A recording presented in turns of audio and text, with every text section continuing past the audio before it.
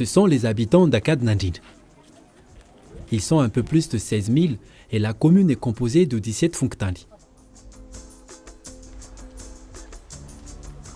Akad-Nandine est située au sud-est d'Antananarivo, district Avarajan, région d'Analamang. Ce sont généralement des paysans et elle est connue par la plantation des fleurs. Ces fleurs sont vendues à Tananarive du côté d'Anuspe. Dans ce documentaire, nous allons montrer certains exemples de bonne gouvernance appliqués dans la commune d'Akad-Nandine et qui l'a mené au développement.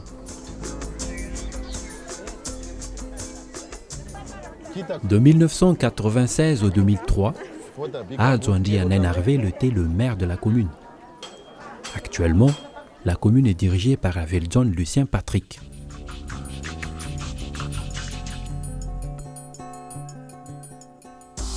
L'Union européenne, le FID, l'ambassade du Japon et même le PSDR actuellement ont participé au financement des projets de la commune.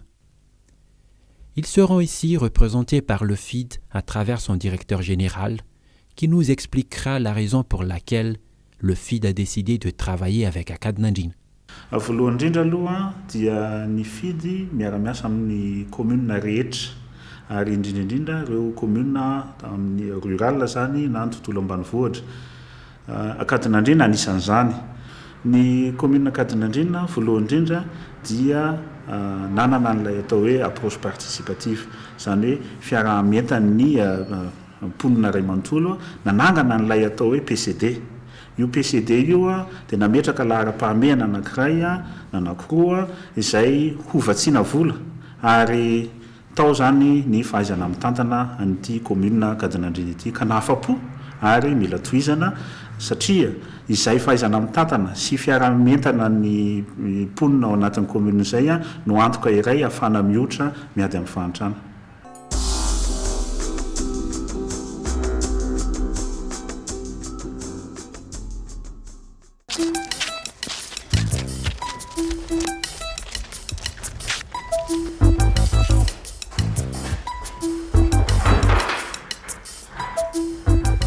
Le maire de la commune Masandai, située pas loin d'Akad-Nandine, a été l'un des témoins de l'établissement de ce PCD.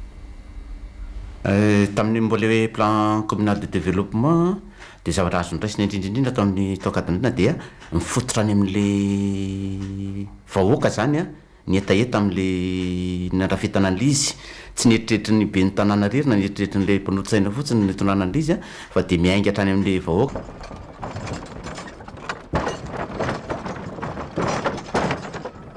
Quelles étaient les étapes à suivre pour l'établissement d'un PCD? Voalohany maka ny hevitry ny vahoaka aty toerana izay etaetany hoe inona lara-pahamehana. Dia avy eo mivory zany ny ireo hery velona mitondra mandinika ny etaetam-bahoaka io. Dia mandinika an'io mba ho azo atolotra mandrafitra an'io araka ny lara-pahamehana. Dia manolotra an'io amin'ny conseil communal. Dia zareo indray mandinika azy alohan'ny andrafetana azy ho boky. Rehefa voarafitra ho boky io nefa dia zaraina amin'ny fokontany mba ahafahan'ny fokontany manara-maso ny asa tokony ataony sy ny aporo zay tokony ataony. La commune a fait suivre une formation préalable aux personnes chargées de descendre dans les Fuktani afin qu'elles acquièrent les connaissances de base requises dans la récolte des besoins de la population. Président Fokontany tamin'izany fotoana zany dia niofana momba ny mari-priorité zahay.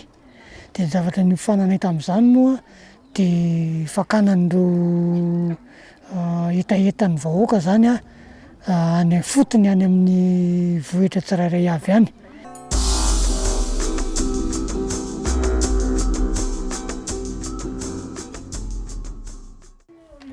Afin d'assurer la bonne gouvernance et l'efficacité des employés au sein de la commune, la première action du maire en 1996 a été de réorganiser la commune en changeant sa structure interne et son organigramme. Tsy maintsy nisy fanovana teo amin'le fampitondrana tamin'ny voatonga teto amin'ny commune satria le commune zany be kely fidiram-bola dia izay no tsy maintsy tanatsarana fitatanana aloha ary indrindrandrindra koa namerenana fampitokisan'ny olona hoentina sy mpitondra. Razil est le comptable de la commune. Il est l'un des employés qui a reçu une formation pour améliorer sa compétence. Tamin'ny taona 2020 zany dia nisy ny fivoahan'ny rafitra teto amin'ny commune dia ny tombontsoa nisongadina tamin'izay zany dia ny fari-pahalalana ho anay mpiasa sy ny dia nisy fampihofanana azonay fampianarana BDP azonay dia nisy koa moa ny fanatsarana ny fomba fitantanana ny fitantanana zany ny comptabilité teto amin'ny commune dia tadioana moa zany dia tonga ny fitaovana tahaka ny logiciel dia ny tombony lehibe misongadina zany dia ny ahaingana ny asa sady marina no mazava.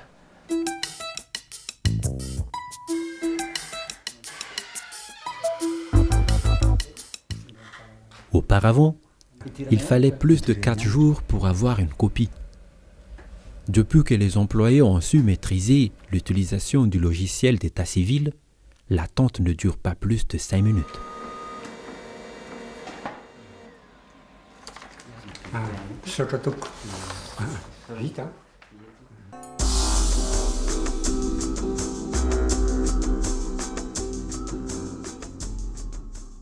Les élus de la commune ont un devoir de transparence et de redevabilité envers sa population.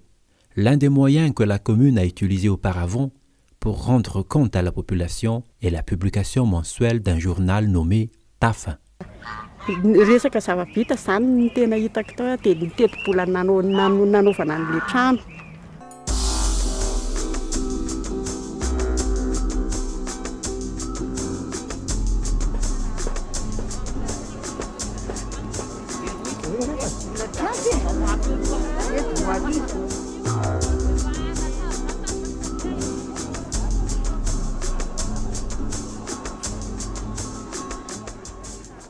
Nous savons qu'il n'est pas évident pour les Malagasy d'accepter facilement un changement.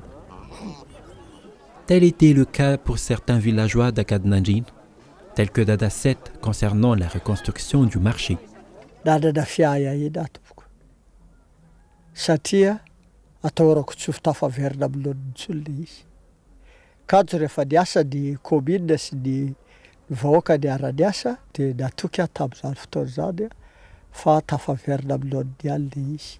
Quels étaient les apports de la population durant la reconstruction de ce marché? Nataon'ny fokon'olona dia ny bata briky, ny asaina zany. Ny asaina tokony ho vitan'ny vahoaka dia nataon'ny vahoaka sy niezaka arak'izany. Ny anjara ndraiky tao zany dia nitaona briky tamin'ny sarety ary rehefa tsy ampy ny ampiasain'ny mpiasa tao dia mitaona fasika amin'ny sarety iny koa. Atsitrapony nanaovako tany fa tsy nikaramaina. Une fois le marché achevé, la population était-elle satisfaite du résultat? Ny vokatsoa azahoana ny tsena vaovao dia ny filaminana sy ny faly ny vahoaka satria vita tsara ilay izy. Fa tamin'izany andro fahagola zany sy tamin'izany sisa rehetra zany dia tsy nisy an'io WC io fa dia samy manao gamboraraka izay tiany atao any ny vahoaka.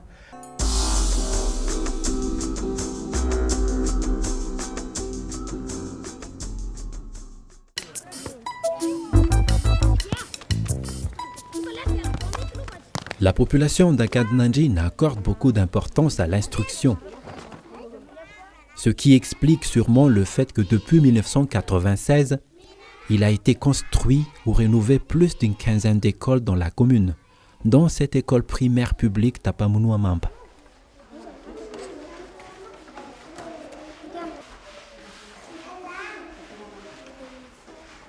Tamin'ny taona roa arivo ny tenako zany président ny fokontany teto dia niara-niasa tamin'ny commune nametraka ny PDC.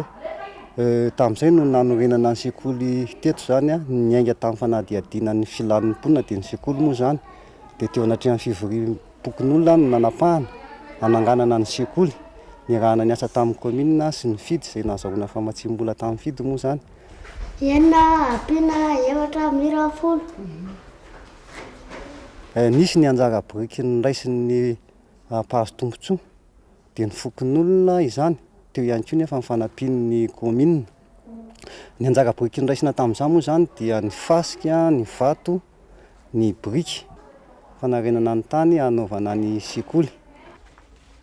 L'école a été achevée, mais elle n'a pas pu ouvrir ses portes aux enfants car l'État n'avait pas encore envoyé des instituteurs sur place. C'est le FRAM, ou Association des parents d'élèves, qui a agi pour assurer le commencement des cours. Nisan'ny mpianatra eto amin'izao dia 800. Ny ray aman-dreny mpianatra 500, ny mpampianatra 3, ray avy amin'ny fanjakana mpampianatra raikitra, ny ray bénévole zany hoe mety rafirama no anarany fa ny fanjakana no mandony karama. Ny ray kosa dia ny ray aman-dreny no tena miantoka ny karaman'ny mpampianatra ray. Quels sont les prochains objectifs de la FRAM? Ny raha ny mifanaraka amin'ny isan'ny mpianatra amin'izao fotoana zany dia tsy ampy 520 isan'ny table à pain dia zay zao ny tanjona manaraka ho tratrarin'ny FRAM. Ankoatran'ny fikojakojana satria ny fikojakojana ny trano sekoly dia mbola andraikitry ny FRAM.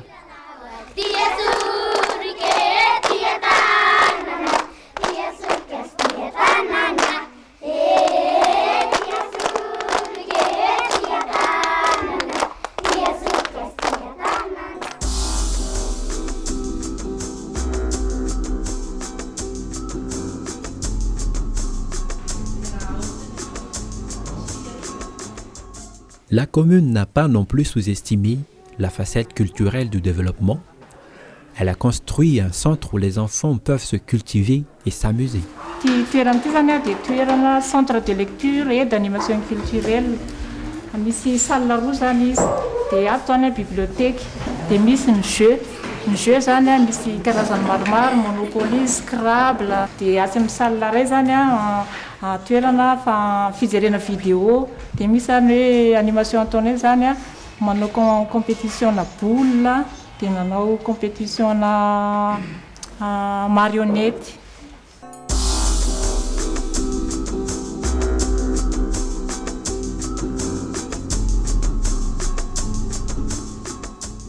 Il appartient aussi à la commune de pousser ou d'encourager les paysans à améliorer la quantité et la qualité de leur production.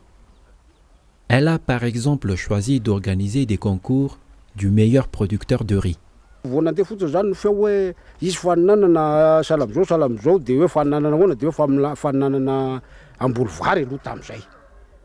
Dia tonga dia tapa-kevitra avy hatrany satria zavatra efa nataoko hatramin'izay ka. Dia anisan'ny nahazo voalohany mihitsy dia anisan'ny nahazo loka mihitsy ary.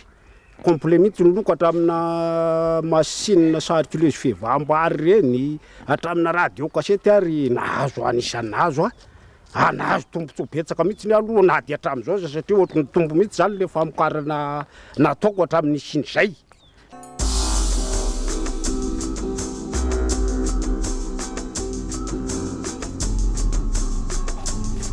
Lors des réalisations des travaux, la commune essaie autant que possible de trouver les matières premières nécessaires auprès de la population même.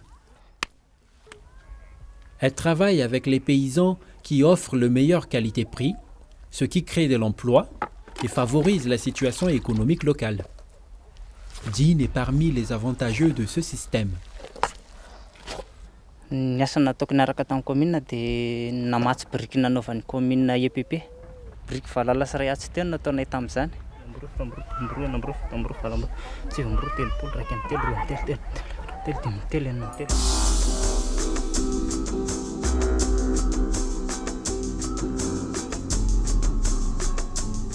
S'unir dans une association est favorable aux paysans ainsi qu'au développement économique de leur région.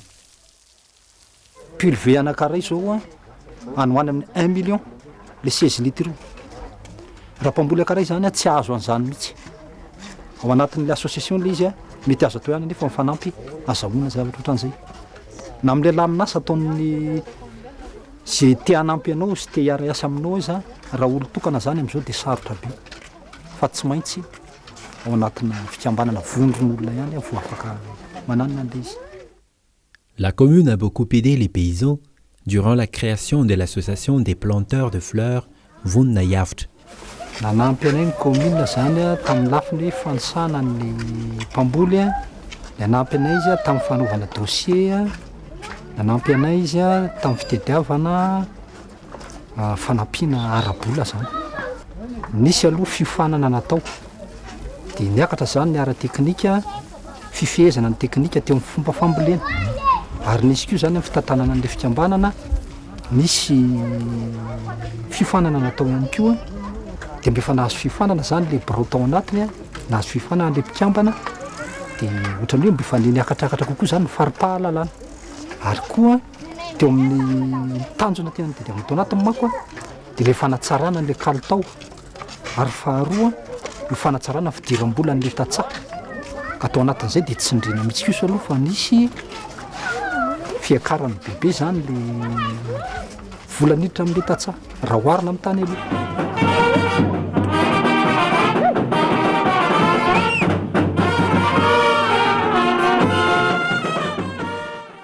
Le maire actuel d'Akadnandjin, dès son entrée à la commune, s'est déclaré prêt à continuer les efforts qui ont été entrepris.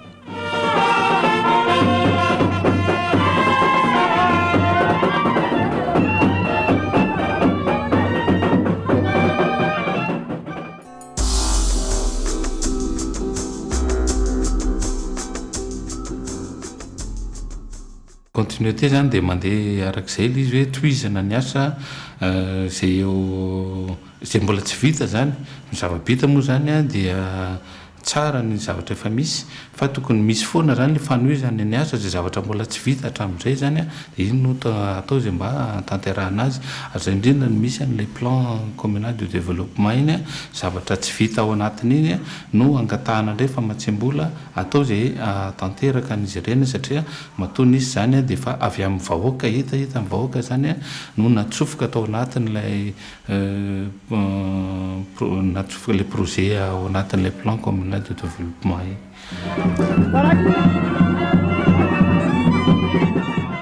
Nous venons de voir le cas d'Akadnandjin.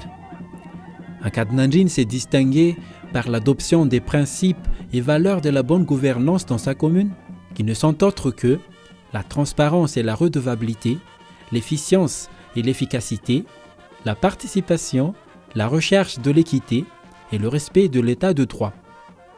Pour terminer, allons demander l'avis de la population et des responsables sur le moteur du développement d'une commune. D'après vous, quel serait le moteur du développement d'une commune ?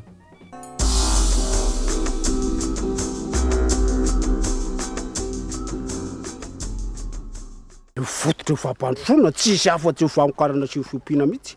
Le lalana, ny tsena sy ny fahasalamana. Fanentanana ny olona rehetra zany mba ho iray. Ny fototr'asa fampandrosoana karaigna ma dia fampianarana. Fahadiovan'ny fitantanana ao anatin'ny faritra io sy ny ezaka ataon'ny tsirairay ao anatin'le faritra. Fijerevana ny tombontsoa an'ilay vahoaka ao amin'ny faritra zavatra mety a ho vitany a sy entina hampandrosoana an'izy. Ao ny fampianarana ny ankizy satria na inona zavatra atao raha tsy mahay ny ankizy tsy hay mitantana na eo ary ny fampandrosoana. Raha tahaka ny aty Akadnandjin zao dia noho ny fidiran'ny informatika zany dia hita mihitsy hoe misy le fandrosoana zany. Tamina nodrenanay ny PCD io zao a dia ny fahasalamana sy ny fanabeazana zany ny tena fotodrafitrasa etaetan'ny vahoaka voalohany indrindra. Ny tsy-tsaina no tena fototra hampandrosoana ny faritra anankiray mba hiasa hiaraka hiady amin'ny fahantrana. Eo amin'ny resaka fambolena fanampiana an'ireo le tatsaha amin'ny resaka materiel. Tsy hoe lavorary ny zavatra natao teto Akadnandjin fa mba fahampisehoana fotsiny hoe azo atao tsara no mampandroso faritra anankiray raha ohatra misy ny finiavana ary misy ny fanohanany olona ary atao anatin'ny mangarahara sy amin'ny tena fitiavana tany lazana marina.